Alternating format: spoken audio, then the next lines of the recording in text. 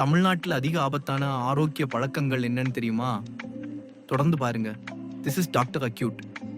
இப்போ வீடியோக்குள்ள போவோம். நம்ம தமிழ்நாட்டுல தினமும் நடக்கிற சில பழக்கங்கள் நாம சாதாரணம்னு நினைக்கிறோம். ஆனா அவை நம்ம உடம்புக்கு பெரிய ஆபத்து.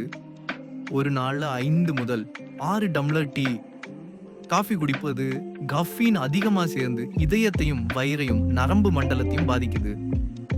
சிகரெட், பீடி தமிழ்நாட்டுல இன்னும் பலர் வழக்கமா வச்சிருக்கிறாங்க. இது நாக்கு, நுரையீரல், தொண்டை புற்றுநோய்க்கு நேரடி காரணம்.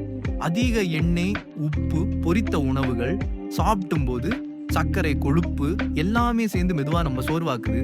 சின்ன வலி தான் டாக்டர்னு சொல்லி மாத்திரை வாங்குற பழக்கம் லிவர், கிட்னி இதை மெதுவா அழிக்குது. நேரம் இல்லைன்னு தூக்கத்தை தியாகம் பண்றோம். ஆனா அதான் எல்லா நோயையும் வர வைக்குது. இந்த பழக்கங்கள் எல்லாம் நம்ம கையில தான் இருக்கு.